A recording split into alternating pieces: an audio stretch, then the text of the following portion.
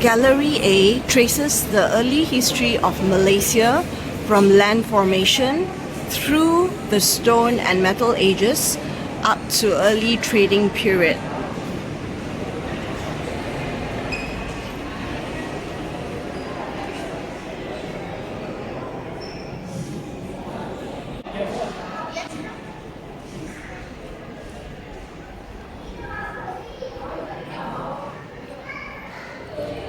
Land formation. Our Earth was formed around 4.6 billion years ago. In the early days of Earth's history, the shape of its land masses were very different from today. They were not stable and kept forming and reforming. The supercontinent Pangaea was formed around 350 million years ago. Most of Earth's landmass was contained within the supercontinent. Pangaea started breaking up around 175 million years ago.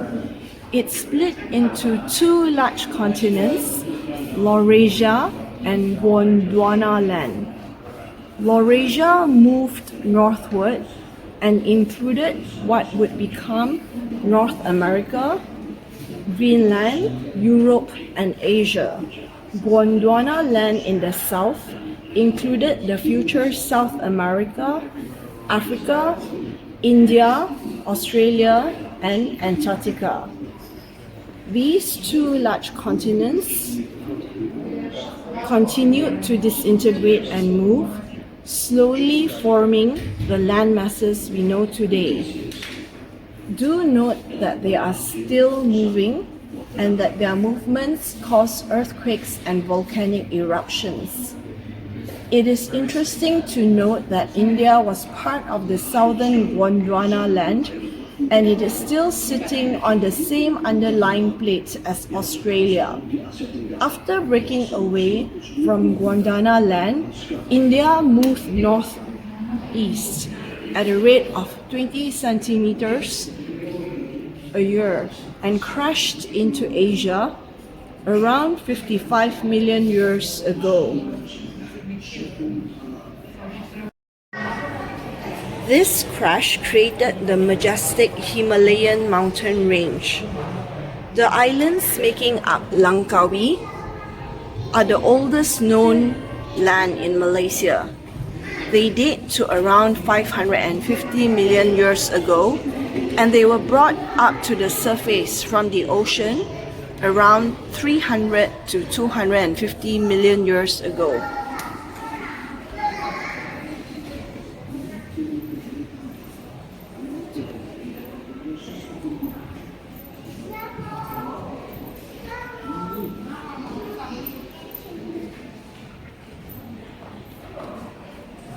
Permian area.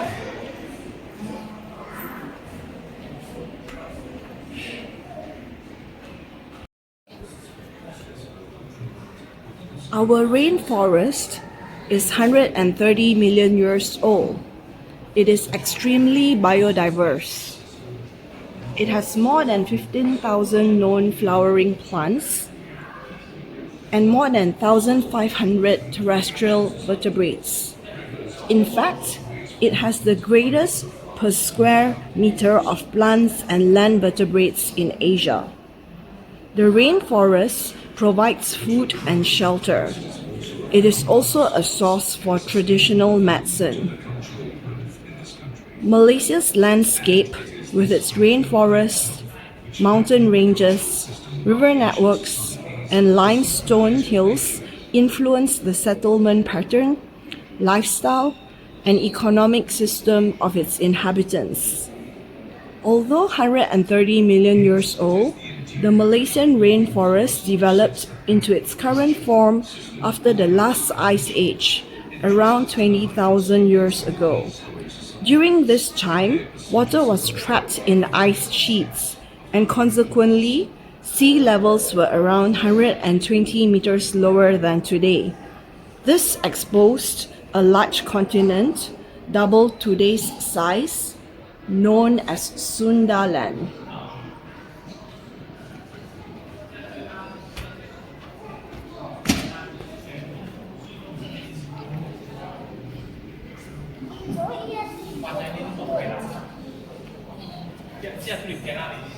Sundaland. Sundaland facilitated movement of people around the archipelago as well as to mainland Southeast Asia. Its eastern boundary is the Huxley Line,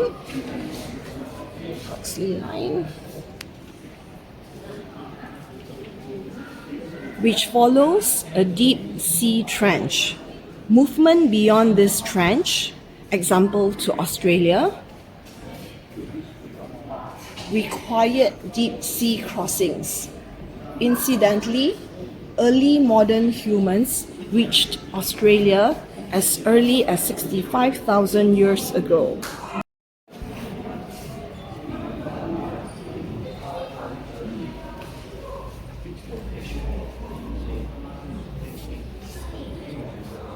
Prehistory. Early hominids. Archaeologists undertake systematic and controlled excavations at sites where people lived to understand their lifestyles. They study the material remains of the culture, food, burials, pollen, and other related aspects that may throw light on the culture, its economy, technology, settlement pattern, and organizational structure of the people. The earliest known human activity in Malaysia is traceable to Lenggong Valley in Perak, where stone tool artifacts dating to around 300,000 years old have been found at 3 sites, namely Bukit Jawa, Kampung Temelong, and Lawin. We cannot be certain which hominid group made the early stone tools in Lenggong Valley, but one possibility is the Homo erectus. Although no skeletal remains of this archaic human have been found in Malaysia, the famous million-year-old Java man from East Java, as well as other Homo erectus remains in Java, suggest that this human species may have been present in peninsular Malaysia as well.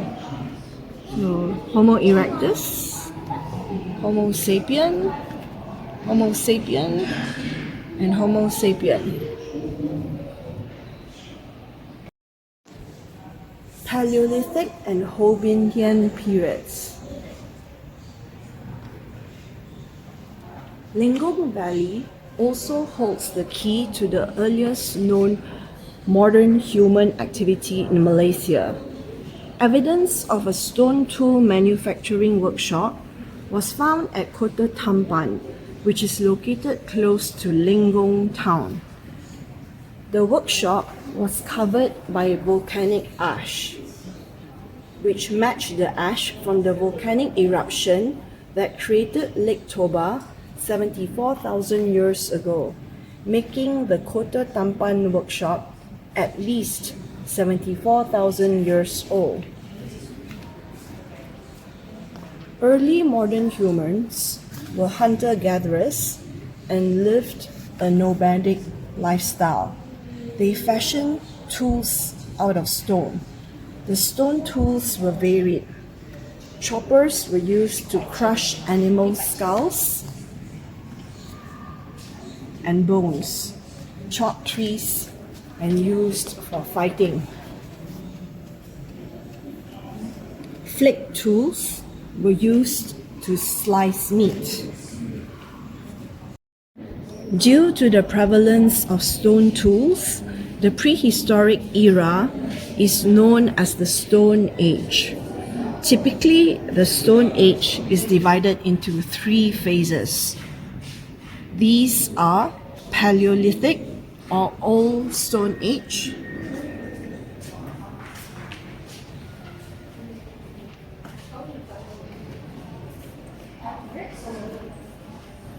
Mesolithic or Middle Stone Age,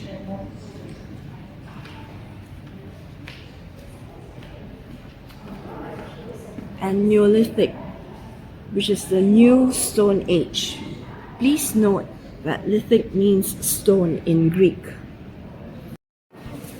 In Malaysia, the Paleolithic period lasted until about 12,000 years ago, and it was followed by the Mesolithic, also known as Ho Bin Hian in Malaysia.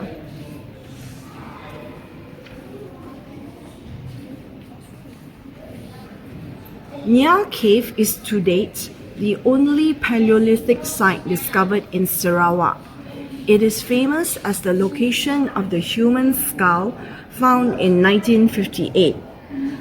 The skull has been labeled Deep Skull as it was discovered at a depth of around 2.8 meters below ground level. Dated to around 40,000 years old, this skull is the earliest human remains uncovered to date in Southeast Asia. The key Paleolithic sites in Sabah are located at Lahad Datu, Tingkayu, Baturong, and the caves in Balambangan Island. Tingkayu is interesting. It is located at the edge of a paleo lake, which drained out around 15,000 years ago. Located here was a stone tool manufacturing site that produced bifacial tools. Its lanceolate knives were the most sophisticated in Southeast Asia for that time period. This industry was likely developed locally to meet a particular need. The Mansuli site in Lahad Datu pushes the prehistory of Sabah to 253,000 years ago. Both Lenggong Valley in Perak and Lahad Datu in Sabah show evidence of human activity from Paleolithic right up to the Metal Age, alluding to the possibility that these sites were inhabited on a continuous basis.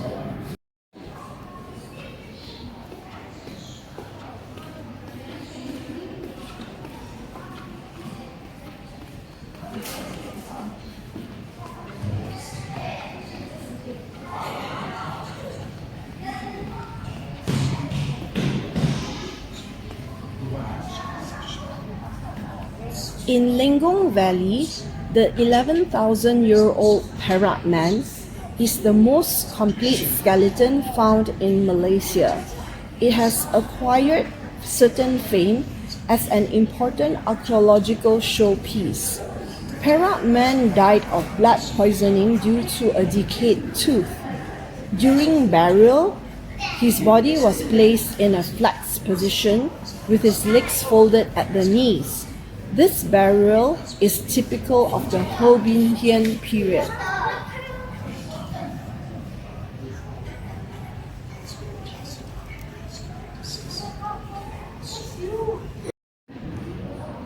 Neolithic period. The nomadic lifestyle of the hunter-gatherer gave way to the sedentary when humans started growing their own food and domesticating animals. Farming started a new revolution, and this age is known as the Neolithic period. Containers were needed to store harvested food, as well as a need for cooking. During the Neolithic, humans learned to control fire at higher temperatures, and with this, developed the knowledge to manufacture pottery. Earthenware made of clay fired to temperatures just above 1000 degrees Celsius was the first type of pottery to be produced.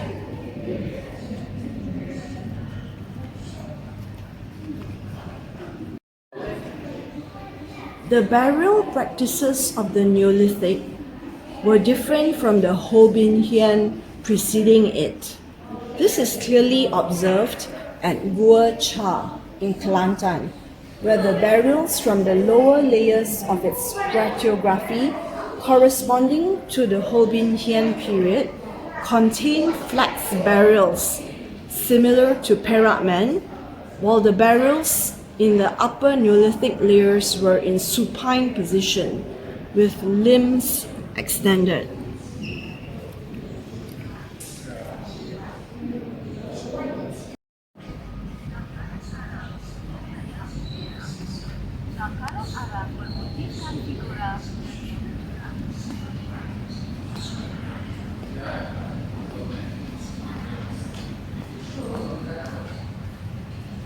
Metal Age.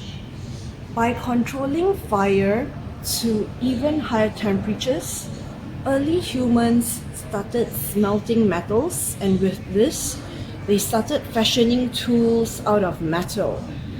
Archaeologists refer to this period as the Metal Age. The Metal Age in Malaysia is estimated to have begun around 2000 to 500 BCE, and it lasted until the early centuries CE. This period is characterized by the use of metal tools, and it can be divided into two phases: the Bronze Age, followed by the Iron Age. However, the two phases were not distinct and separate, but they overlapped. Although considerable archaeological excavations have been conducted, there have not been many significant discoveries from this period. The most interesting Bronze Age artifacts are the remnants of bronze drums discovered at a number of locations in Malaysia. However, these were not made locally. The drums came from Dong Son, a small nondescript village in North Vietnam, which became famous in 1924 when these elaborately crafted bronze drums were discovered. The motifs on the drums have enthralled researchers. A star occupies the position on the beating surface. Concentric panels filled with either geometrical or zoomorphic motifs radiate from this central star. 4 three-dimensional frogs decorate the edges of the beating surface. Outside Dong Son, many of these drums have been found at many other locations in Southeast Asia. In Malaysia, fragments of 9 drums were discovered through chance finds, 8 in the peninsula and 1 in Sabah. The drums were probably gifted to chieftains in trade agreements.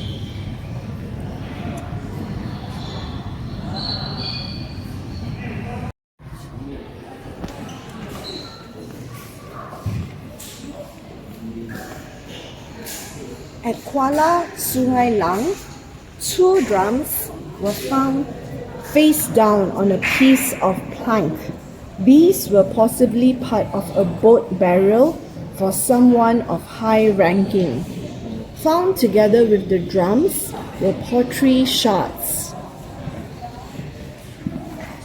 and large quantities of reddish-brown glass beads.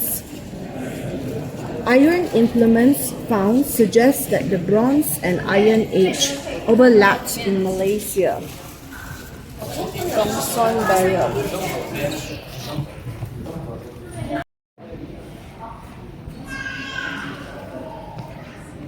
The beads would have come from Kuala Selinsing, a small settlement that functioned as a minor port during the first millennium.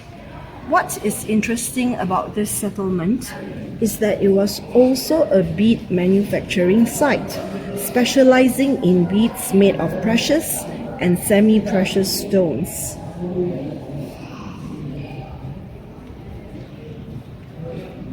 The beads would have been traded with their neighbors.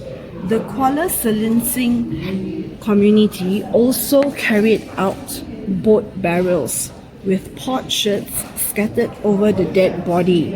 reminiscent of the Kuala Sungai Lang burial.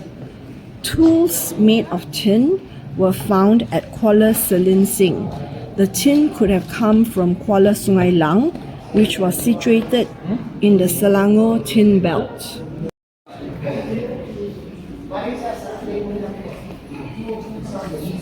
Another community with similar culture was located at the Perak-Selangor border at Changkat Menteri and Bernam Valley.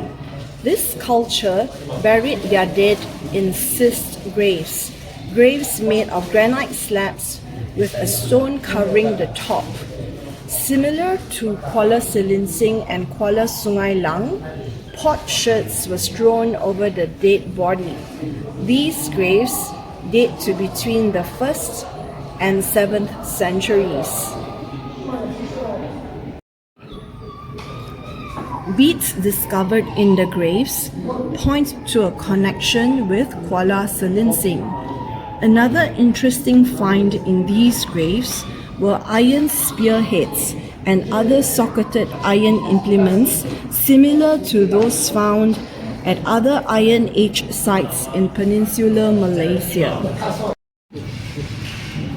An interesting iron implement is the tulang mawas, or the ape bone, a name derived from a Malay legend that speaks of an ape man with iron hands and arms.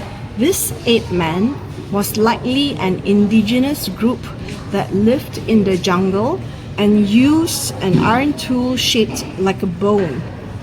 The iron tool could have been slung over the shoulder, perhaps using a rope, and its free swing gave the impression of an iron ape arm.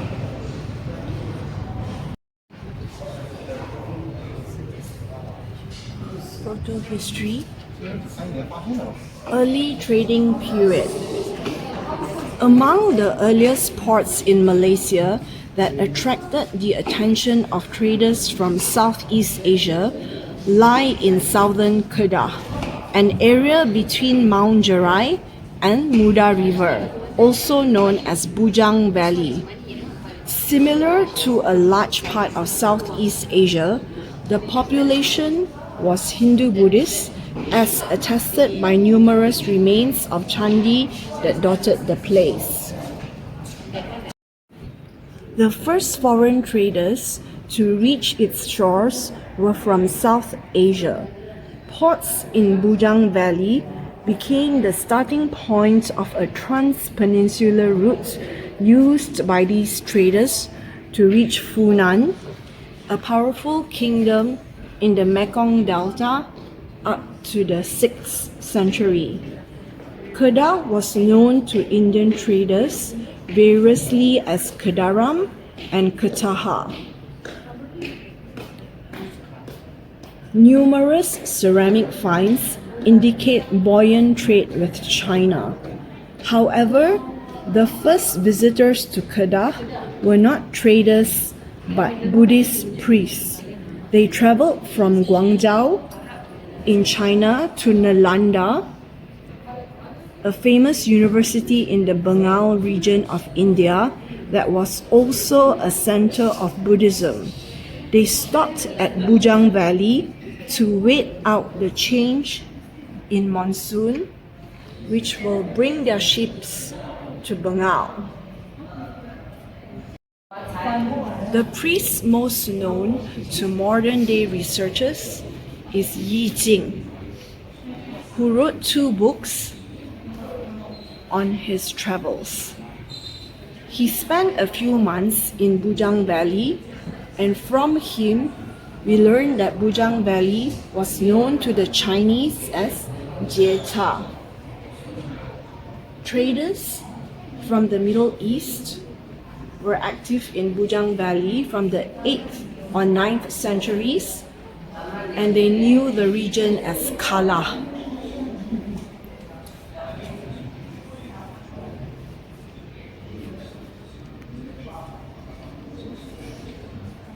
Bujang Valley. Bujang Valley.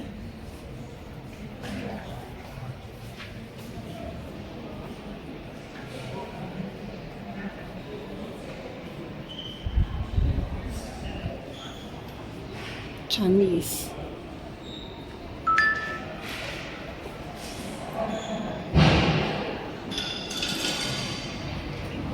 That's the end of Gallery A.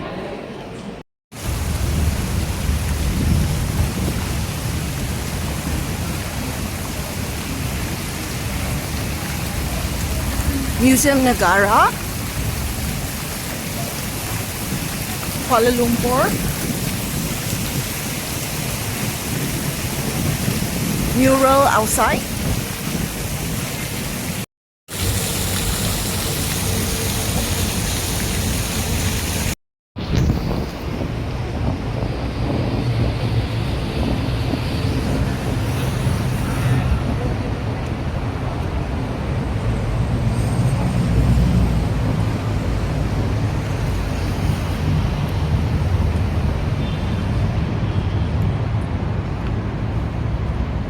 Gorgeous mural.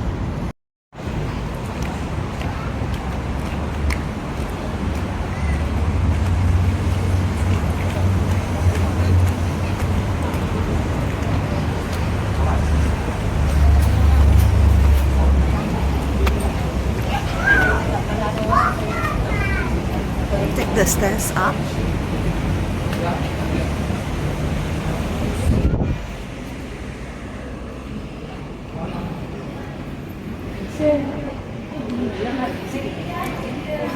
Gallery A on the right hand side.